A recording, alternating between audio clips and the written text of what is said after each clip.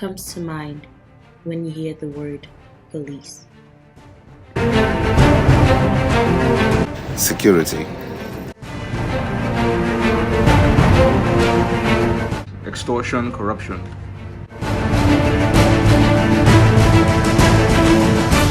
My friends.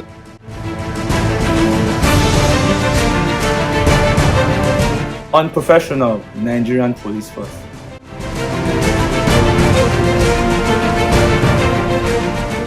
Monsters.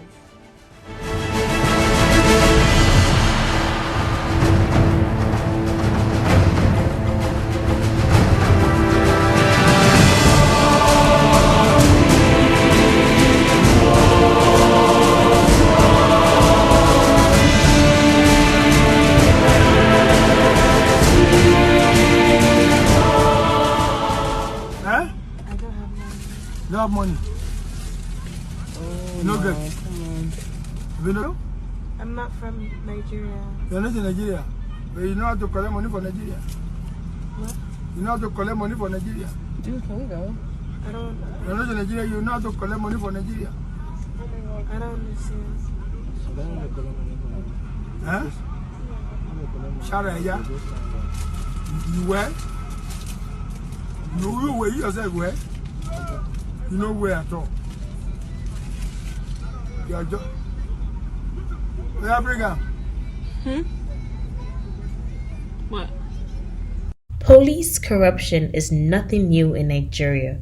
In fact, it seems to happen too often that people do not always see it as a problem. I interview a range of people from different backgrounds to talk about their encounters with the police. Before then, let us look into the role and the responsibilities of a police officer in Nigeria.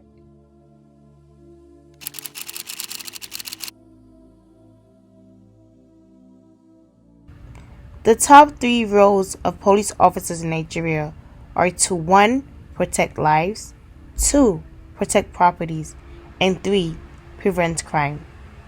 An anonymous police officer which I interviewed discusses the primary role of the police officer as well as what the relationship between a civilian and an officer should be like. In fact, the primary aim and objective of the police are numerous. Some of them are prevention and detection of a crime, to apprehend offender. All these things are police duty. The protection of life and property, the control and regulation of traffic. Because in a place where there is traffic jam, the police will be posted to certain roundabout to control the traffic. And also, as you usually know that police will go out to arrest an offender. All those things are the primary aim of police duty. They are what police are to enforce. The force cannot function efficiently without public support. It is therefore the responsibility of every member of the force to enhance the prestige of the force, because civilians, they are the one to access police. Police cannot function well without the help of the public, which is civilians. Those civilians happen to be an informant to the police that will help police to detect some crime, because the criminal, the offender, they are the means of civilians and public. Police eyes cannot be everywhere because the number of police are few. The moment any member of the public observe that someone wants to commit a crime, if there is a good relationship between them and the police, they will inform the police on time to curb the crime or to prevent the crime. That is why it is very, very good for a police officer to be cordial with the member of the public. Now, we dive into what exactly is the relationship between the officers and the civilians like. Usually, when the police stops you on the road and you engage with them, it's more like they always want to find the faults. They don't really particularly want to find out your situation or if you're okay or your well-being. They want to find out what you're doing wrong so they can collect from you, basically. Anytime they have an encounter with you, they are looking for what they can get from you. The money. In other words, bribe they can get from you. You hardly have encounters with the Nigerian police and they just want to do the due process and let you go. It's very rare. Well, this was around October, sorry, September. I went to Agigi with a friend of mine, Arinze, and on getting towards the area, there was a checkpoint beside a station, and they stopped us, asked my friend to come down and walk into the station, and me to follow the Uber and drive it. We drove in. It took us to the surveillance room. And then the first question was, "You're your boy.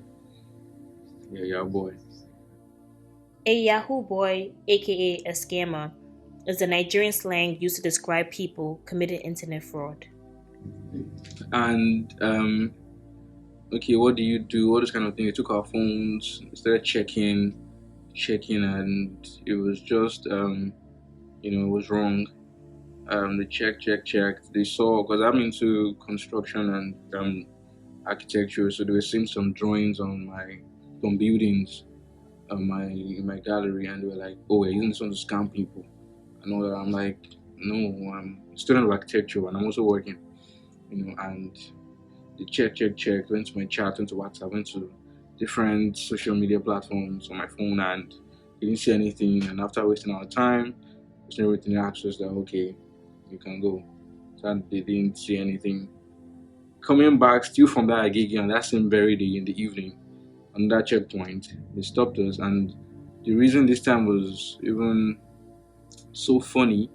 I had my student ID card on me, but my friend didn't, and they said because he didn't have any ID card on him, that we should follow them to the station.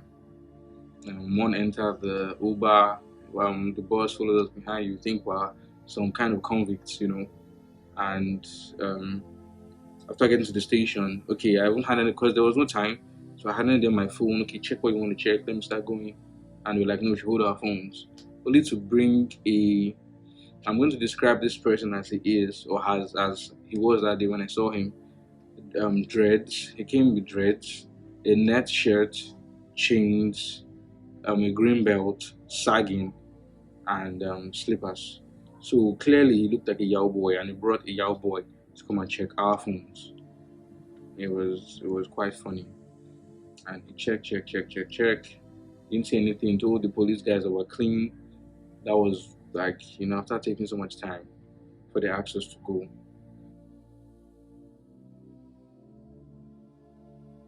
At Festac Festival Mall, I interviewed civilians about their encounters with police in Nigeria.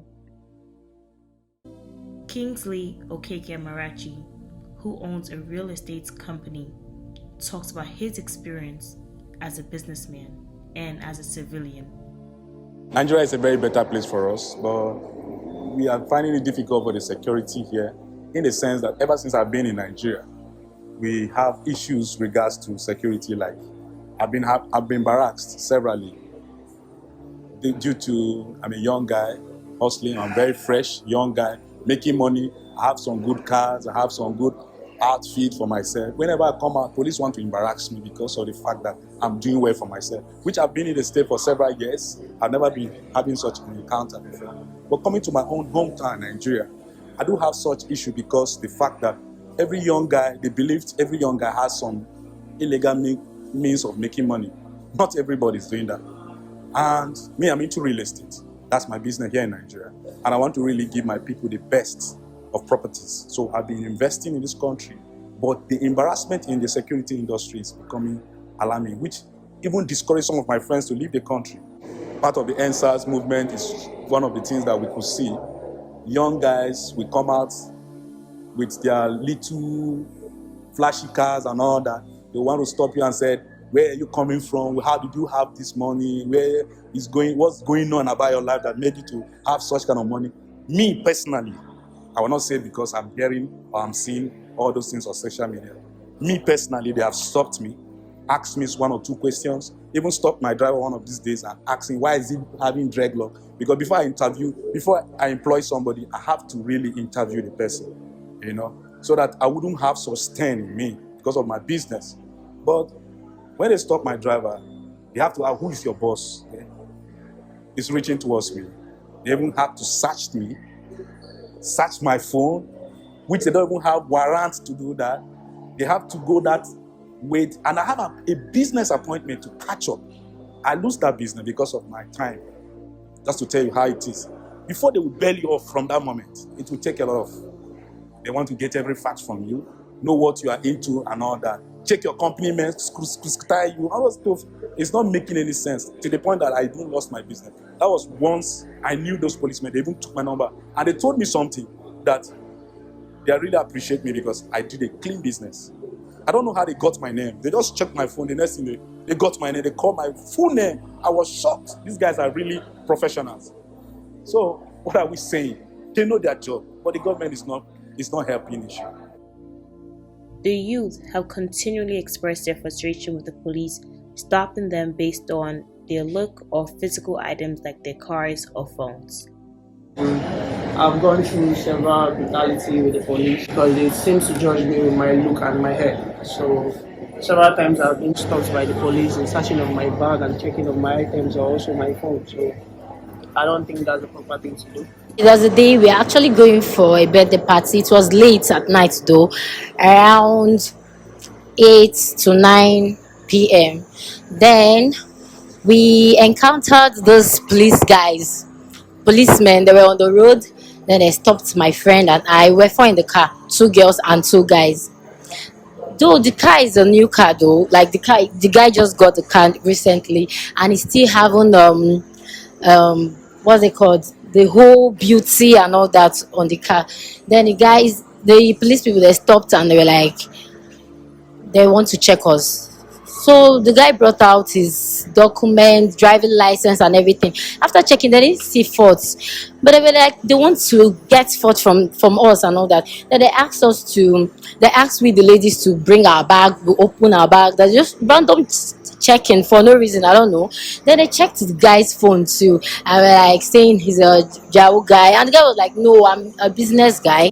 Not allowed because the signal have been raised from first reporter to every police information that no police officer search any citizen bag and property except there is a search warrant issued against such. Even at that, they were still not certain. They still want to just make sure they get money from us or so. I don't know why. I don't know for what reason why. Finally, they actually they said we are going to pay money. We are going to pay 150. So the guy was like, no, we can't pay 150 for no reason. Why? What did you do? Just because of those whole time, they finally checked the car and saw cigarette on one of the guys' pockets. So they were like, okay, because of this, we are going to pay that 100,000, that 150. So we pleaded and begged and begged and begged. Finally, they said it was going to be 100K. That night, we withdrew 100,000 and gave to these police people for no reason, no, just the cigarette. I don't know if this is what they used as evidence. And then I feel it's just because the car was actually a new car. That was just why they did that stuff to us. Okay. My name is Adekoya Dimeji Samuel, of course, and I'll be willing to take your questions. One encounter I vividly remember, September 28, 2020. I was coming from Shaki in Ibadan, and somewhere on Ogun Road, I was unfortunately, it happens to be SARS. And I mean, I can't forget that day because certain things happened. Number one, we're stopped by 12 and they didn't let us go by 4. And this was in the middle of nowhere. Phones were seized. We could not even reach out to family. And the most pathetic part was the fact that I was driven somewhere and my salary account ATM card was with me. And I had to withdraw all the money in it to actually, bail myself out. And that was just the height for me. Very unpleasant. I mean, ever since then, if I saw any man in uniform, black, or I saw SARS before, it was finally the NSAS protest came, it was a trauma. I mean, I remember getting home and I almost couldn't sleep the night, like, okay. Because this guy was literally showing me guns with bullets. So I was traumatized for a while. Something wrong with it, but it seems like the government is okay with it being like that. I mean, it's only in Nigeria or maybe in Africa you would see the policeman carrying the baggage of another person, of a civilian, holding umbrella, doing all those chores, being your driver and whatnot, from private citizens, for Christ's sake.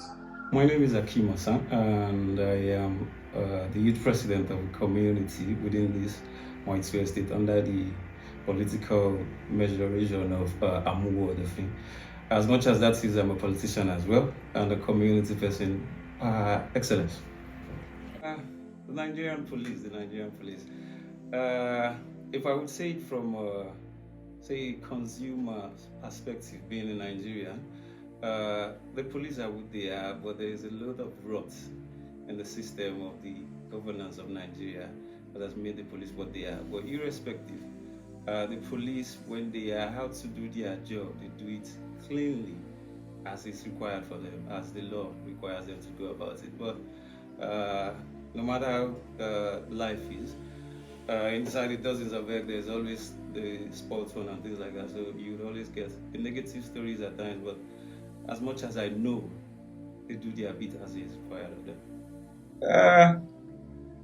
Having an experience with the police, yeah, for myself, I'm a cultured person. Like, I know my limits, so I don't do so much nefarious activity that would require police to come want to have a one-on-one relationship with me. But once I once had an issue where I went to the police station to bail a friend who had an issue with the police, with a community person. They had to resolve their issue to the police station. I had to go stand for that person to bail that person at the police station. The IPO in charge was very accommodating and tolerant. I guess that it is because I know my stand, I know my what, and I could express myself well. You see, majority of what the Nigerian people go through with police is because a high number of people are not expressive enough. They don't say what they want to say. You don't have to pass your message and be violent about it. There are ways, there are stands, there are horrors that you present. The policeman or whoever police officer it is understands that you know your words, so they want to deal with you as much as you deal with them in the same way. Definitely, that's a practice. That's a regular practice in Nigeria. You will have to pay for bill. You will have to pay for the form you used to apply for the bill and things like that. Stationaries, you buy pen, as the case may be. If yes, so this you will always pay. That is just the practice with police in Nigeria. Well, once you get into a police station, you see it at the back of the counter. Bail is free, but that is not the practice. The two known signs and phrases for police officers in Nigeria are 1. Bail is free, and 2. Police is your friend. And the citizens of Nigeria believe that both are false, because they are. The most known form of corruption when it comes to the police in Nigeria is the whole idea that bail is free. A lot of people have expressed how when they had to bail a friend or family member out, even if there's a picture in the police station saying that bail is free, they still had to pay. So the question becomes, if bail is free, yet the police officers are still requesting for money, where exactly is this money going to? Some believe that the police officers themselves are pocketing the money. And in this picture over here, it jokes about how the bail money is to provide food and so much stuff for the prisoner. Also, the idea that bail is free, that people are still paying for the bail. Actually, the law says bail is free. Under no circumstance will the police accept monetary deposit from prisoners or surety before granting bail. So it's not allowed. But the issue of giving money, that police collect money, is not legal. So based on the condition that bail is free, the constitution states it, but it's not practiced the same way it was written. An article by The Guardian titled The Free and Expensive Police Bill talks about a statement made by Mr. Abiodun Alabi, the Lagos State Commissioner of Police. He reminds both citizens and policemen that free bail is a right stated in the Nigerian Constitution. He also spoke against police officers collecting bribes and or collecting money for bail. Well, if I could put a price to it, I would say it was around 11,000 to build the person, and buying the stationaries, which was a form, pen, that should be around 1.5.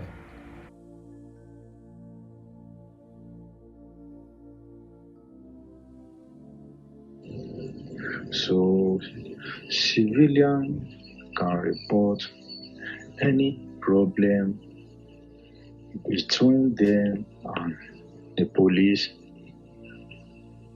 to the nearest police information. They can write it as a letter to a command, to a PPRO. This PPRO is the mouth of the police, is the channel that police use to listen to the member of the public or to receive the information from the member of the public as well.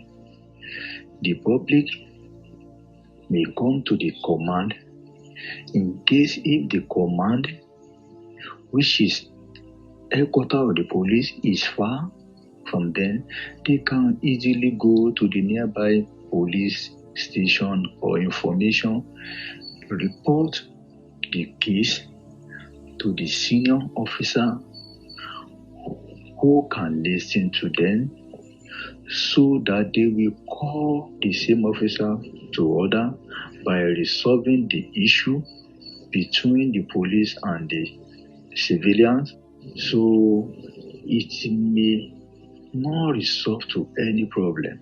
The senior officer or the panel officer, which is disciplinary officers or committee, will listen to the case and they will as well award the appropriate discipline or public or punishment to the police.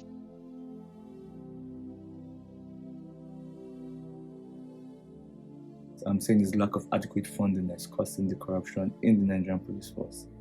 This word, very simple, poverty. Our federal government are not helping issue. How will you pay somebody peanuts and expect him to do so much? It's not working. I can sacrifice myself as a young man to go and join police force as a result of the fact that what I'm receiving.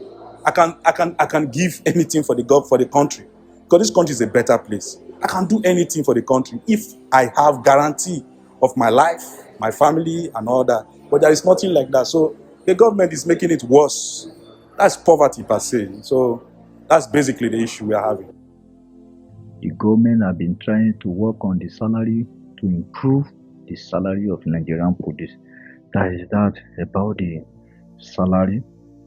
Concerning the benefit, there are a lot of things that police are supposed to benefit from, like transfer allowance, because the work is not easy, and all this transfer allowance, they will transfer you from one state to another, and the benefit that you're supposed to pay to that officer may not be given to him.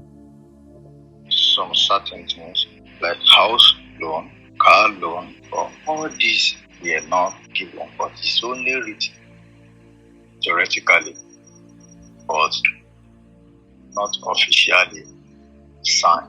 Even if they are going to do that, it's only the senior officer that are benefiting from such benefit.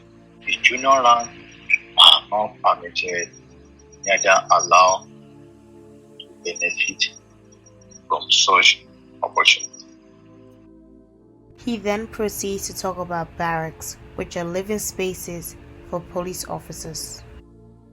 It's an accommodation given to a certain number of police to occupy while in service. But most of these barracks are not in good condition. Take for instance, a week ago, a barrack were collapsed at Ibadan, Oyo State. The building that caved in was an attachment to the two-story residential building in Block 11 within the Sango Police Barracks. Journalists had a hard time recording footage from the site of the collapse as police operatives placed limitations to certain areas. From the back of the collapsed building, more cracks are evident, showing a structure that is fast wearing out and in dire need of repairs. According to NEMA, this barracks is more than a century old. We cited a lot of lapses in the building. I think it's an old building. The exact causes of the building is the fact that it's an old building which has been existing for at least for more than a century. And because of lack of renovation or restructuring on constant basis to keep the building at the normal level of standard, there was a neglect of the building and it has been showing some signs. NEMA says the building within the barracks had showed signs of possible collapse as it had cracked in many areas.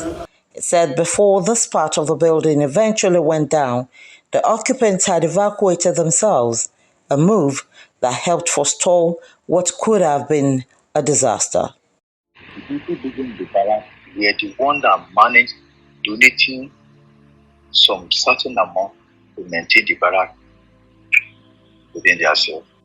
Police organizations are collecting certain amounts from people occupying that barracks for the maintenance of the barrack, whereas barracks were not maintained as it's supposed to be. According to Police Act and Regulation by Police Service Commission, police are not supposed to pay for uniform, bullet, or shoe. Initially, police officers are given their uniform, shoes, and necessary items. Although, for them to keep maintaining appearance, it is up to them to purchase it. The police officer also stated that sometimes they give you either or. So they either give you the uniform or the shoes. If you want to look neat and appear neat to the member of the public, you as a police, you need to go and get better uniform. Buy uniform on your own. Some will get you may not get uniform. Some may get layard, you may not get shoes. So concerning the bullet, those who have enough can sell for you, not to the organization, individual who have interest in the job that to make the job effective. When you say you don't have bullet, somebody who entitled to like 30 rounds of ammunition were given 15, and where he's going, he's supposed to have like 90 rounds of ammunition. What would that person do with 15 rounds of ammunition? You know you cannot perform excellently. Like somebody you are going to face an armed robber who came with enough and device of ammunition, and you that carry a 15 rounds of ammunition, how will you working effectively? And you cannot challenge the authority. One of the reasons why I think police corruption is an issue in Nigeria is incentive, money, salary. basic access to social amenities. If you go to the police barracks on Fisher Williams Avenue, shortly after Costain, where they live, I mean, naturally, an average Nigerian would not want to live there. Yeah, so I think if they can look into all these things, give them good package, salary-wise, HMO, good health insurances. They need to increase the allowance given to the lower ranked police officers. That's the major problem that we face when it comes to the police officers we can see at checkpoints. Those people, it's obvious that they are hungry. So they need to eradicate hunger in the Nigerian police force for us to actually be able to progress to the next level. The police officers with the lower ranks, they need to up their allowances and the salaries. The salaries are so poor. God, 2023 salary budget is so poor. They need to up it. They need to increase the allowances. They need to increase the salaries. From what I know, I think the average amount the lowest rank of policeman gets paid is below 60K. And from that 60K, you have to take care of your health, your family, your kids, you have to send them to school. There's no even there's no opportunity for self-development with that kind of salary. So sometimes when policemen stop me on the road, I actually don't blame them for stopping me because they are in survival mode. And someone who is in survival mode cannot think straight. Policemen, it's to do with public servants in general. They believe that by them being in government, whatever they get from as a salary is just there, like it's just a base. The actual place where they earn money is when they are corrupt within that system. You know, for example, you want to get your CFO of your land. You know, someone might ask you, okay, to expedite this process, pay this certain amount of money. So that's how people actually earn money, you know, and survive. Because you'll be wondering, like, how can some people be living on 50,000 naira per month and they have 3 kids and they are going to school and they are wives? It doesn't make sense, but when you look deep into it, you see that that's how they make or earn their money. I would want to change their dressing too. I would want to change their uniform as well because the black is just somehow and it makes you get scared whenever you see them.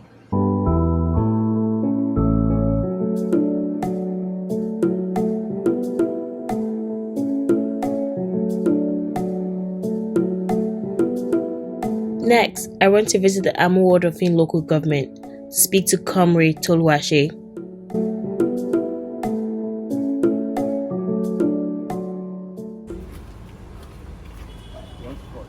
He talks more about his role, his positive encounters with the police, and how corruption is not a police problem, but rather a Nigerian problem.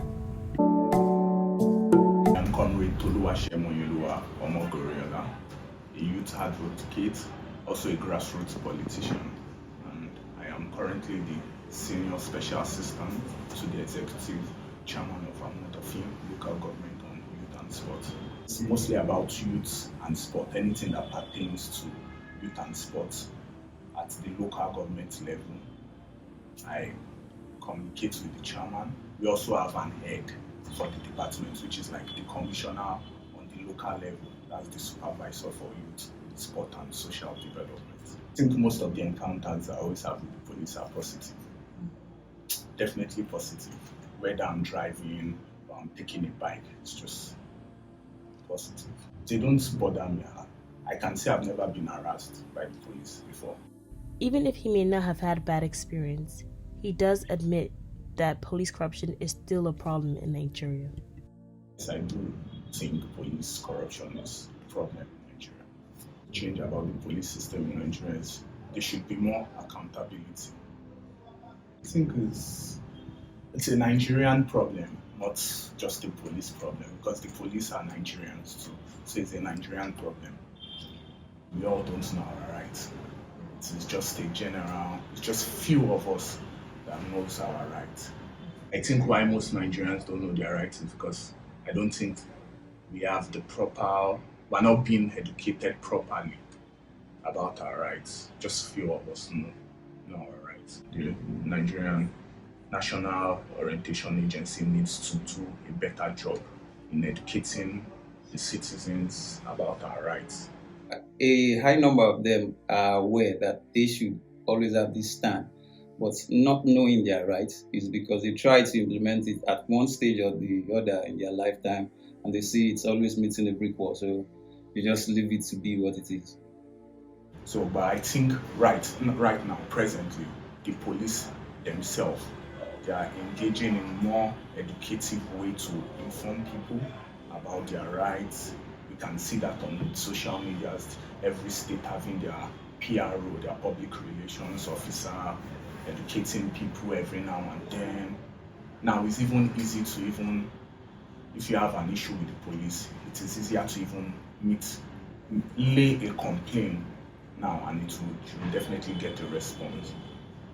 One thing I'm very sure of, like on Twitter, I'm sure if you go to the first PRO, like the police first PRO page on Twitter, one of his pinned tweets, you would see all the numbers of every DPO in Lagos State, and his number also, and every area commander number. So definitely, you can message the DPO, lay your complaint, or even leave a call to him. Or if he doesn't answer you, the area commander number is there. If the area commander doesn't give you a response, you can also go to the first PRO, the police first PRO, the state PRO, to lay your complaint. And I'm sure you will definitely get a response, very sure. I strongly believe police corruption can change in Nigeria because with the recent events that happened on Christmas, and we saw how the Nigerian police force held those who were involved in the shooting of the late lawyer accountable. And of course, we have one or two incidences where the Nigerian police, those that perpetrated certain uncivil crimes, have been held accountable. So yeah, I think moving forward, there is a light at the end of the tunnel in that regard. Yes. So what are we saying? They know their job, but the government is not helping issue. It's coming from the top. Let's just see how we can make Nigeria a better place. I think it's not between me and you. Any policeman, I can even contract him to do worst case, like go and kill somebody for me because I want to make money. He wants to make money. That's a private part of me making money. So it's even not encouraging for we to be safe in this country. A major question I ask people in Nigeria is, what exactly do they want to see change when it comes to the police system? If there's a good government, I don't think the police will have any reason to involve themselves in such brutality, because most of them do because of the money. So they being the government is okay and everything seems okay in the country, I don't think the police would want to involve themselves because nobody wants to act bad or do bad. So I think it's basically because of the bad government and all that. That's why the police seems to get involved and try to harass people to get money from them. I would want to deal with their mentality.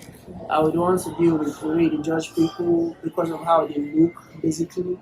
Because someone like me, now, if the police sees me walking on the road, you want to stop me and believe maybe I'm a criminal or a fraudster or something. Why not knowing I'm a fashion designer? So what I think that would change the police corruption in Nigeria is if it's possible to from the point of their training when they come into the academy, there needs to be a certain mindset that needs to be changed.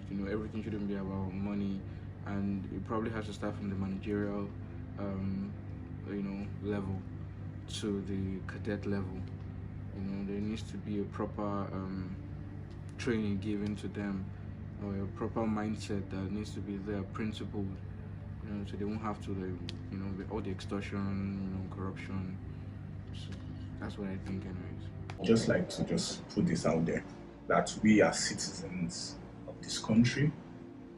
The truth is, police are also people like us, individuals like us. They are Nigerians, they are our parents, they are our siblings, uncles, aunties, and the rest.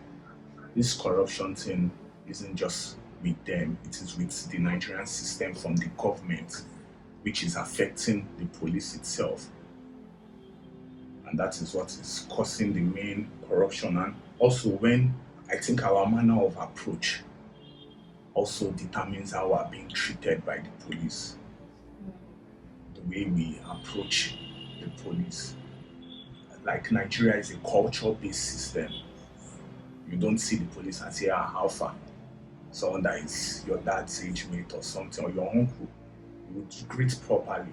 I can't give you experience of my encounters with police every now and then. Once I see them, good morning, sir, good afternoon, sir, how is your day? And I've been driving actively, like in Lagos or let's say Nigeria in general, because I go interstate for 4 years. And I can say the numbers of times I've been told to park to open my car, or even ask for my license. I've not been up to 4 times. I just greet them, how is the weather, hope the job is. If they ask me anything, once I tell them I don't have, they tell me to go. Or they just tell me, oh, can we see your license? I show my license and I'm told to go. So our manner of approach too determines how the police will treat us.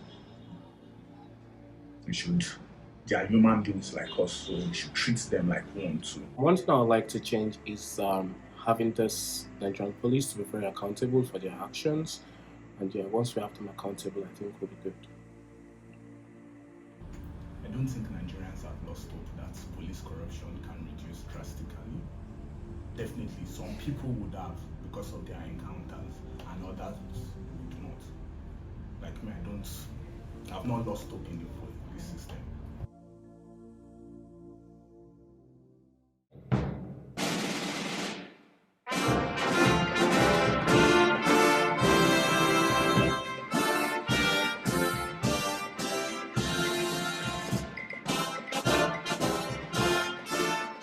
Everything is possible. We can change this country. If I have not lost hope, everybody out there cannot lose hope, in the sense that this place is a very free and it's a place with everybody. If you are clean to do your business, you can actually progress in this country. So Nigeria is not a place I can say I will lose hope based on the fact that what is going on. We just have the right leader. Things will be changed for good. Things will be changed for good.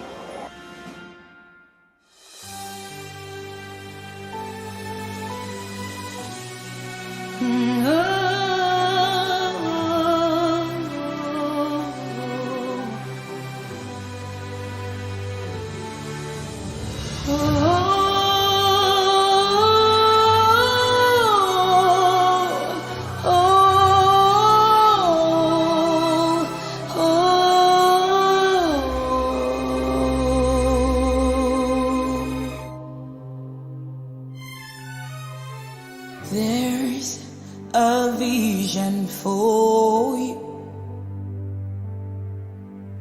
and there's a plan by your architect.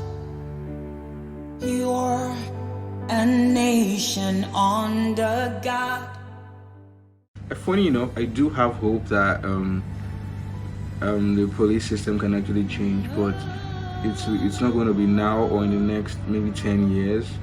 But I believe that if there's proper management in the possible future or with time, things can actually change. That's what I hope for. So, yeah. So I do believe, I have a hope that it can be reduced, police corruption can be reduced. Maybe not drastically, but yes, it can be reduced. I do have hope that police corruption will definitely reduce in Nigeria if there would be a good government. So I believe if the government would change, also the people under it would also change. That's in the sense of the police and other things. So I believe and I know God will do it for us. There's no hope lost because of due to the behavior. I wouldn't say the Nigerian police has lost hope.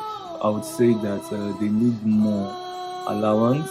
They need more financial support, adequate funding, basically, for their programs. That's what the Nigerian police is lacking. They don't have the proper motivation.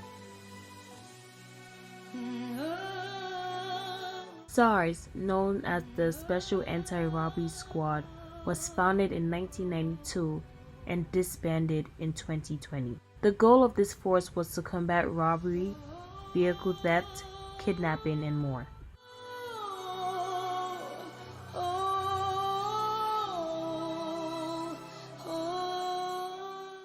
My name is Isioma Nana Alexis Idibe. I'm a lawyer and a partner at a corporate commercial law firm in Nigeria, and I work out of its head office in Lagos. I was involved in the Feminist Coalition before it became the Feminist Coalition. These meetings that were going on about trying to define the organization, I know there was the sexual assault case with one of the big artists in Nigeria, and it was some sect of that group that had done that very detailed sort of activism for the victim in question and sort of manage all those situations. I say this to say that was almost sort of a foreshadowing of what FEMCO would eventually do during the NSAS movement. And it was the NSAS thing starts, and there's a conversation on a chat group about, do we get involved? And there was sort of an agreement that, of course, women are affected by police brutality, because we always hear about the sexual assaults of women, sex workers, just regular everyday today women by police officers in various scenarios. So of course, it fits into some of the objectives of the organization, which is to protect, promote the interest of Nigerian women. You had the Feminist Coalition logo sort of being the symbol of resistance, right? Particularly on social media. Yes, I participated at some point, before the movement got out of hand, at some point, yes. When we were just peaceful protesters, before it was hijacked. We allowed it to be hijacked from us, and we could not control the movement again. I think that should be in October. That was some days before the whole gun shooting and whatnot. It must have been between 15th and 18th or so. So that was when. But before that, I was involved online, showing support for the cause, because it was a good cause. It was not just for the youths, but also for the policemen, because there were demands that were asked,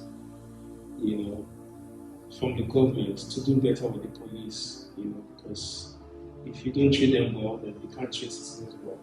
So it was just like a movement on its own that just became so organic and spread to other parts of it. I think it started in Delta, one eastern state like that, where someone was shot, and then the next thing, there was a protest in Lagos, in Abuja, Port. It just spread like a virus. So you could not just hold one person and say, can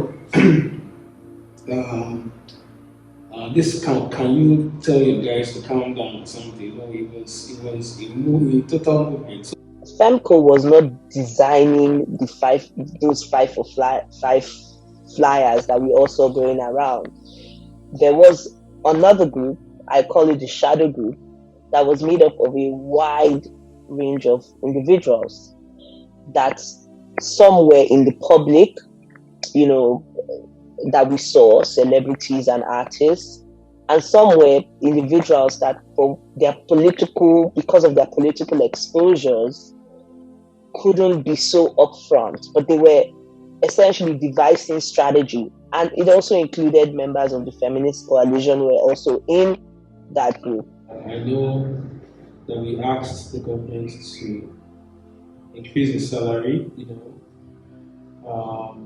stop police brutality, there should be some form of reform in the police sector, but we knew that was not going to be possible if the policemen were not even treated right to start with. So we also included those things into what we asked. It was a way to try and sort of checkmate whatever it is that the government said they had granted. Well, okay, like a checkbox system. And that's when you saw the checkboxes 5 for 5 thing came up. And then you have this message that goes out from the government saying, well, we've changed this, and the third, which was done within a matter of I think a day. Again, because there's a fundamental distrust between the government and its citizens in Nigeria, people didn't really believe that this was real. They felt maybe they had just sort of changed the name, and there were rumors of some new name that had come up, right? And they just changed the name, but it was still the same beast in there. Around this time, there's an instruction to the police to sort of stand down, don't engage, that kind of thing. So if the president is receiving security reports that, no, this is not some disgruntled young people, these are people who are trying to take over the government. I mean, if you were to put yourselves in their shoes based on what they had seen several years before, in some instances, who were the people that made up the feminist coalition? If you check all their backgrounds, they were all predominantly cosmopolitan, upper middle class, young women, mostly living in Lagos, right? And so one of the benefits that came with that is that we were all a bunch of privileged kids. And so when this conversation around, no, it's an attempt on government takeover and the rest, we had people at the government levels that were able to disprove that to an extent.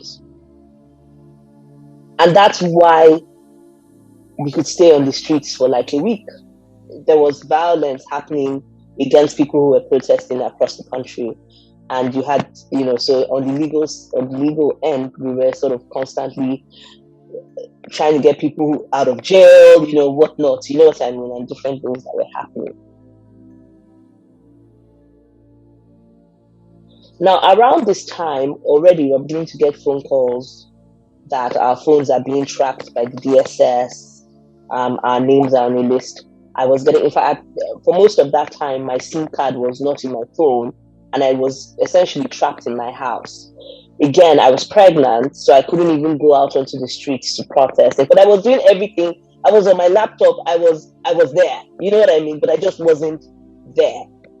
Now, for me, I actually wasn't afraid because, when you take on the government, you have to understand that you're going into a big fight. So that was how tense, you understand what I mean, the situation was. But it was obvious that something bad was going to happen because Nigeria is not like America. The power of violence rests squarely with the government. They have all the guns, and we have a history of violence when it comes to protests. Which was why it was very disrespectful when a lot of young people were saying, no, we're not our parents, we will not take nonsense from you. And they forget, or maybe they don't know because we don't really teach history, that the democracy that they enjoy today, our parents literally suffered for it. History gives you the antecedents. You knew that it was only a matter of time before the force of the state would come down because we were disrupting the economy of the country and we were creating too much volatility. I felt it was important to have a phase 2 plan that took people off the streets. Anyways, and a very popular person on social media said, we're not engaging with the government, we don't trust them.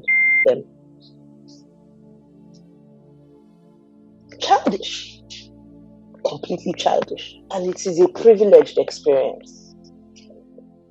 It is a very Western experience as well, and they were dealing with the highest level of power and destruction in Nigeria. And honestly, if you think back on it, it was actually bound to be a disaster. Now, some could argue that maybe the Peter Obi effect in the 2023 elections is an offshoot of that movement to an extent. And you know what? I can draw that thread. But the bad thing is that they have kept that behavior of not really understanding the political landscape of Nigeria and understanding the landmines. And so they keep putting themselves so you could have gotten like 100% result, but you're getting a 50% result because you want to use Western strategies to deal with the Nigerian reality. When you want to play the game of politics, You have to understand the game of numbers, and you have to understand those nuances. And also, social media does not represent Nigeria. I mean, maximum number of people, the last time I showed data of people in Nigeria on Twitter, 750,000. I think the movement engaged young people in politics and gave them a feeling that they could change their circumstance. I honestly think that the biggest thing it achieved was shifting the dynamics at the National Assembly, which I think long term is probably an extremely powerful result. That's a double-edged sword. But personally, I think it was successful because, in short, it was successful when I think about it now. Because on the long run, it made the youth politically aware. I mean, right now, youth are supporting a particular Nigerian to go for presidency. And I feel like if there was no NSAS, that may not have happened. But now people are more politically aware. They know that whatever decisions they make every 4 years affects them in general. So it's sort of like NSAS was basically like a wake-up call for the youth, basically. So yeah, I think yeah, it did good. She then talks about understanding how a non-violent movement can work in Nigeria. Non-violent movement can accomplish a lot if strategic. Let's actually explore, why are they corrupt? Have you ever seen police barracks in Nigeria? A dog cannot live there. So they are underpaid, they are overworked. We do not have enough police officers in Nigeria for our population. And then on top of it, who are the kinds of people who go into those jobs? Because who will go and work in a place where they treat you like a dog? It is somebody that is already at the most base level. Who goes into the civil service? It is not the best of us, but the worst of us. So when you have poor quality of people in a system, what do you think you're going to get? The government should be a voice for the people. You understand? And it's always funny when such movements have been cracked down by members of the armed forces. They also should bear in mind that this movement is also for them, not against them. Because if at the end of the day, everything goes as expected, they get good pay, basic social amenities, yes, and so that's it. At the end of the day, you don't see the governor, you don't see the senator come to chase away the protesters. Who comes out? The police. So if they understand that this is not a movement against them, but for them, if they are sensitized, I think they'll probably be part of it. And that would give everyone peace. And indeed, it becomes non-violent. Because when the police comes with force, the protesters might be forced, to want to self-defense, as the case may be. So if you look at the 5 for 5 and all of that, I think there was a part that talked about police welfare and things like that. Like, because you need to break, which is why when the government say they want to talk to you, because for them they feel that they've done what you wanted, you should talk to them to explain, because again you're just sending them 5 for 5 lines. No, let's have a conversation and let me break this stuff down to you. You know what that does? So when they give the order that they should go and attack these people, those people can't pick up that gun to shoot the people that are fighting for them, because we can't all be devils. Which is why I'm always talking about being inclusive in your language as much as possible and not divisive, because we are all victims of a system. Everyone, the police, the soldiers, everybody is a victim of a system. What people don't realize, as we are doing our fancy protest at the toll gate where people were bringing in Domino's pizza, can you imagine? Bringing in Domino's pizza and playing ping pong and having musical performances every day, which is highly inappropriate. One of the things, I remember I was talking to my dad, and I credit this idea to my dad, because, I was talking to my dad about what was going on and blah, blah, blah. And he said, listen, you guys need to understand that the power of violence rests with the state, right? And, you can't be on the streets. And I completely agree. And so why don't you guys just sit at home? a sit-at-home protest. All the young people in the country just sit at home for 1 week. You will have the exact same effect. The exact same effect. And everybody will be safe. What I know personally now, because I did not meet any policeman to ask questions, but my perception is that there were a few policemen that were in support, but of course, majority were not in support. So, concerning the this protest, we are not play part. It was a protest that comes in form of violence. It's no longer a protest to support to dialogue. Write whatever you want to be corrected in a certain paper so that the public and the organization concerned may know what and what to do. A certain issue will lead to riot. Definitely, people that are involved supposed to come together to dialogue and to sit down. How do we solve the situation? What should be the outcome? When they are unable to sort out the problem in a random table, there they can go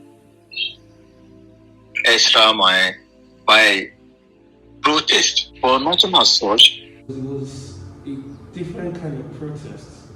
Normally, in protest in Nigeria, you always have people who the government can speak to on behalf of the crowd or whatever. But this one was almost like a leaderless protest. The government were so confused, they didn't know who to speak to. How I think we were able to get people in power, the answers, youth as a whole, because it was a youth movement, was first of all was the unity we had. I'm not sure since the history of Nigeria, youths have been able to come together to be united at, for a particular goal. So I think the government were surprised that, these people came together and were able to achieve this. The chief of staff of the president and several other people start trying to reach these young people who they thought were the leaders of the young people. And of course, the feminist coalition came up naturally to try to engage, to manage the situation, to de-escalate the situation, or even to understand, because again, remember, they thought that they had granted their wishes, right? So they just wanted to communicate. And in war, I mean, today we are in the Ukraine war, and we see dialogue ongoing between Ukraine and Russia. We see the Sudan situation, right? And you see dialogue between the two warring sides, talking about ceasefires and whatnot.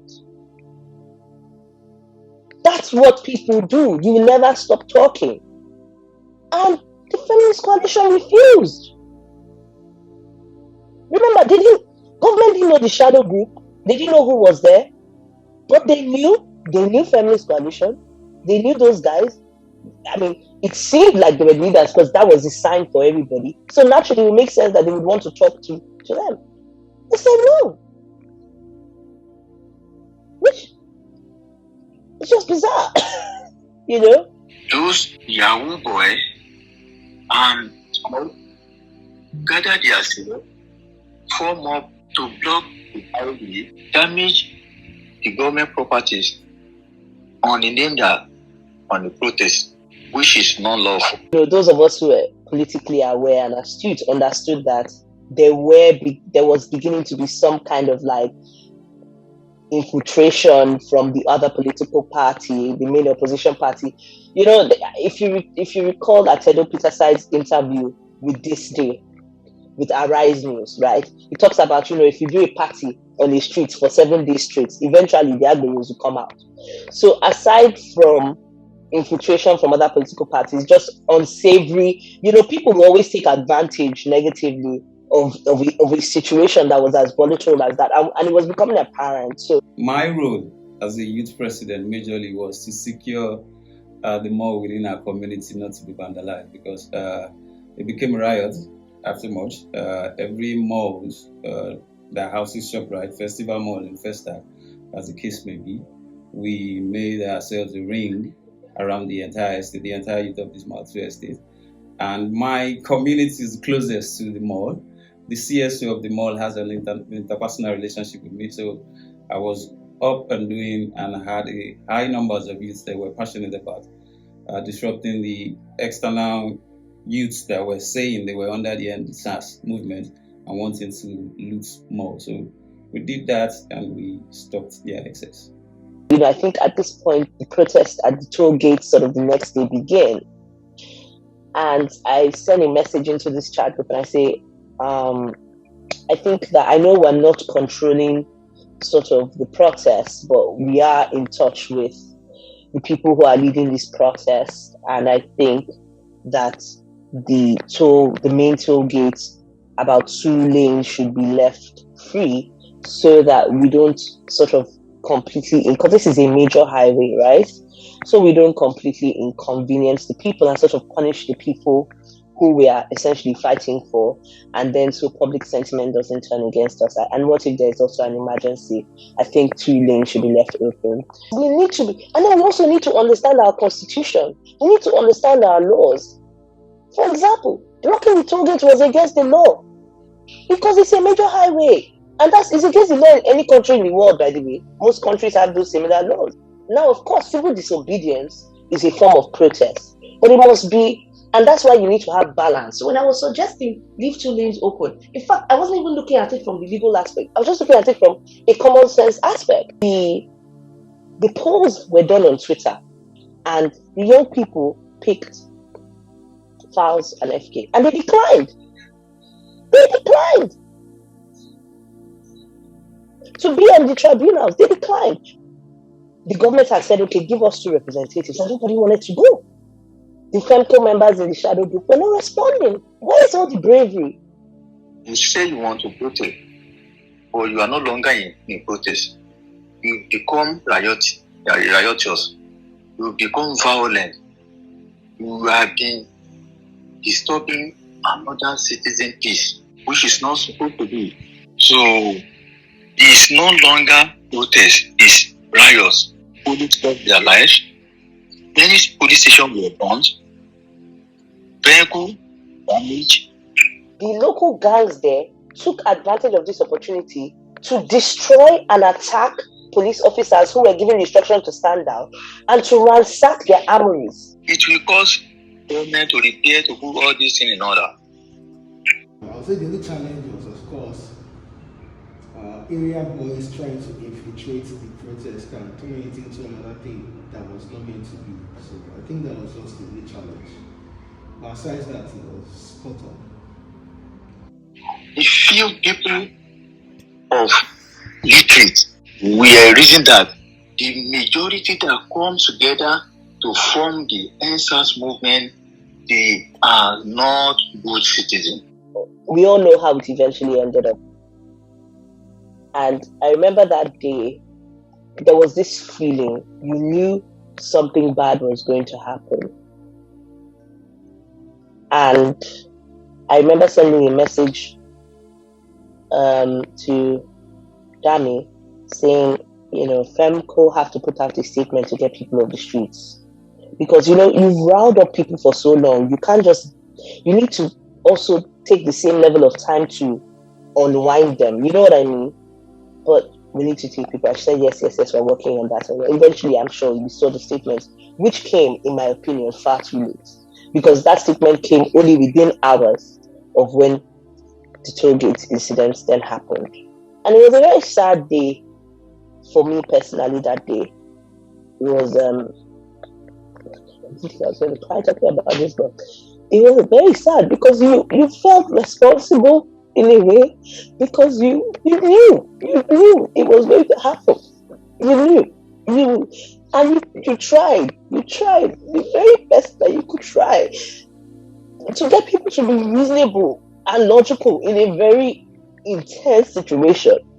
But a lot of the people who were leaders of this movement, they are all upper middle class children. Just check it.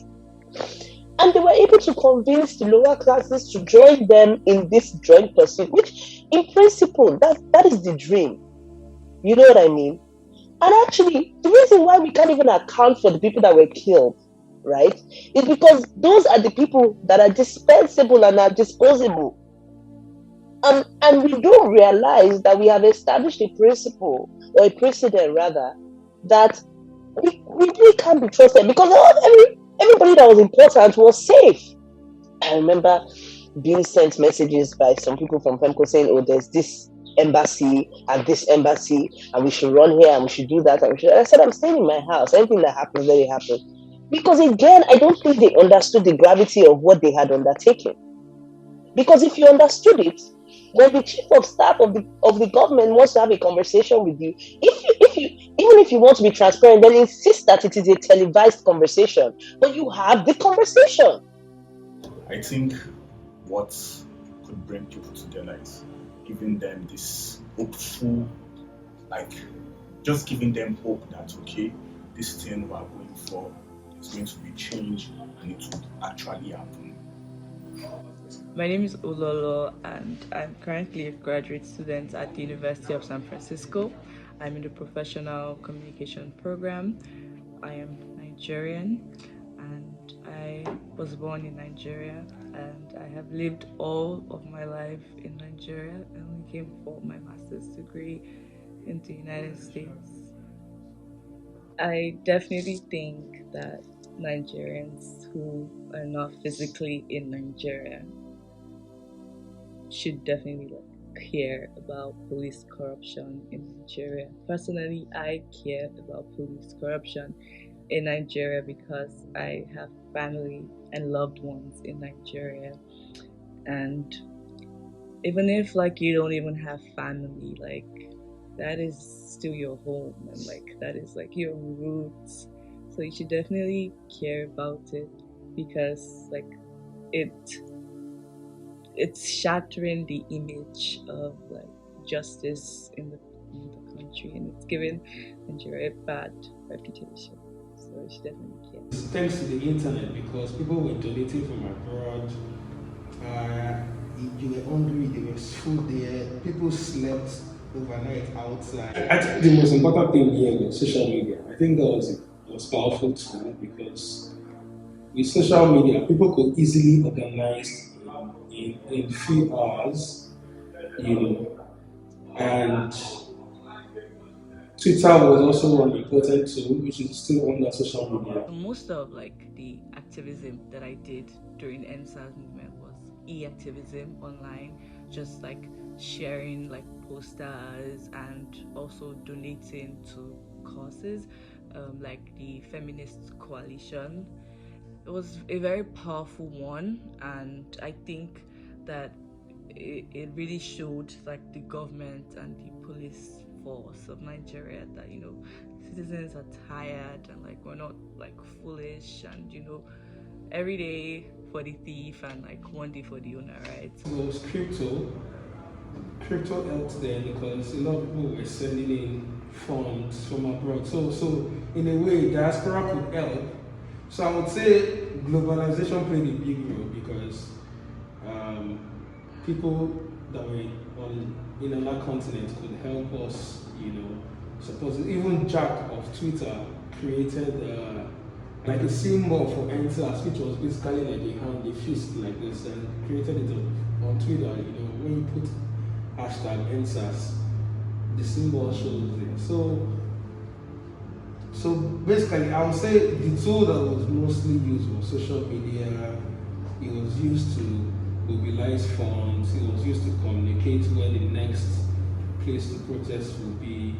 It was also used to warn a lot of people not to go to the protest ground on that 20th, on that fateful day. So didn't really achieve what the people wanted because people wanted a total revaluation of the Nigerian police force, and the people also wanted justice for people who have been victims of corruption and all those things.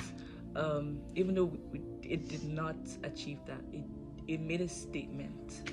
I think it gained international recognition so quickly, and a lot of people showed support. Foreign media also showed support. Yeah, we have actually had one of the biggest support during that time. I think ENSAS is still like one of the most supported, internationally supported protests that have happened in Nigeria.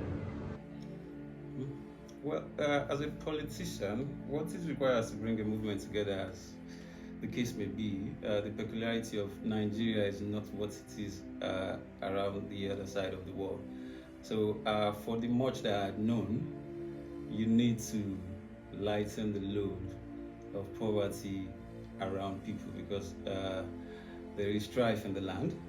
So, being a politician, you just need to feed in high number of persons to get them to rally around you. Other than that, politicians are who they are. They call them liars because it's a trade that requires you to talk. So politicians just coming to talk. The Nigerian enclave of things now, people do not want to just hear them no more. They want you to give gifts, monetarily, foodstuff. Why people are requiring that is because there is hunger in the land. So once a politician comes and starts to talk, they hear you say relationship, they want to listen to you.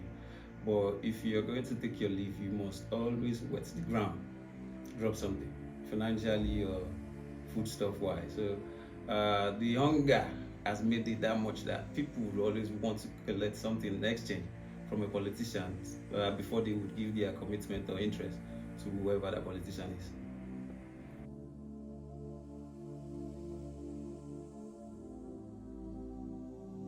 Yes, I'll be winning. Protest is our civil right, so yes, definitely. I definitely would have interest in any movements that wants to foster social change in any way. So definitely I'll be interested in a movement, towards the Nigerian police force, in a non-violent movement, of course.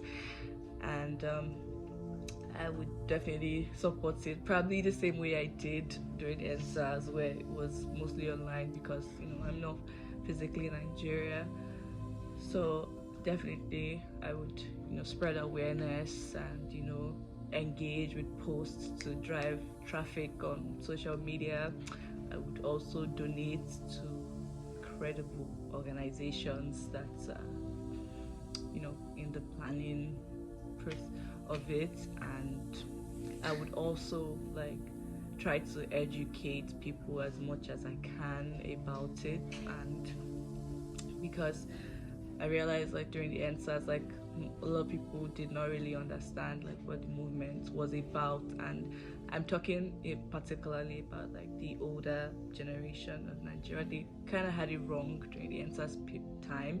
They thought youths were protesting so that we can do corrupt things and get away with it. So we're protesting so fraudsters and Yahoo boys can get away with things. They didn't really understand the core of the movement, and that's because the media, the government, and it's mostly the older generation that watches all this NTA news, AIT news, and those things are controlled by the government, and what the government is feeding them. So definitely I would try to educate the older generation, starting from my parents and their friends and family members that are elderly, just to reorient them about any movement, because I'm definitely sure that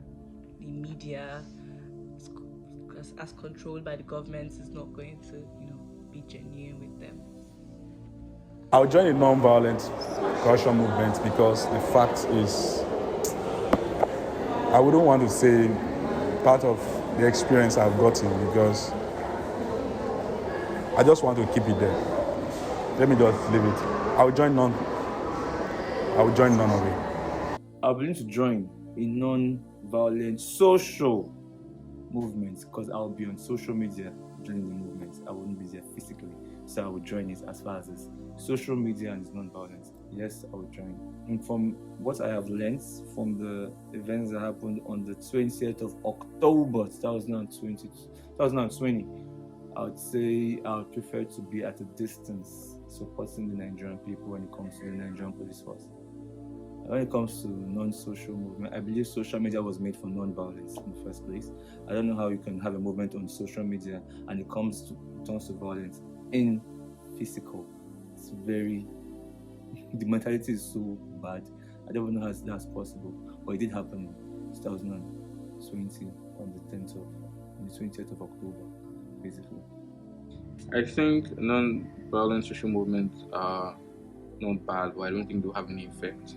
And even violent social movements would also not have any effect. You know, it needs to come from the sector. The change needs to come from the sector, from the managing system of, the police system. No movement can change what is. It's been there for years. There's no movement that can come and change that. I think just I don't know really. But something needs to be done.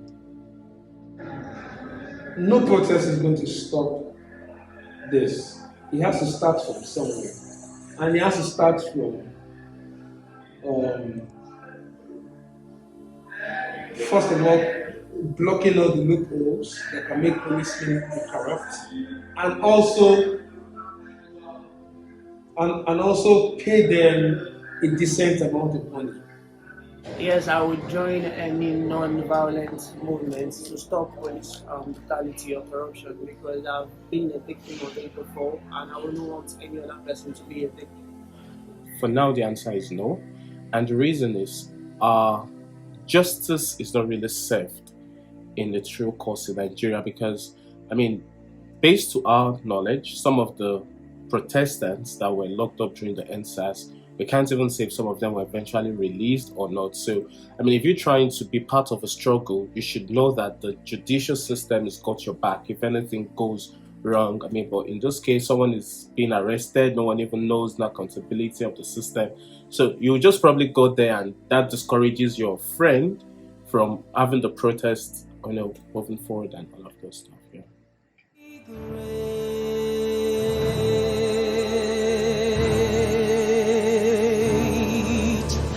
My Nigeria, my home. Hear your call. You are light and hope to nations. My Nigeria, my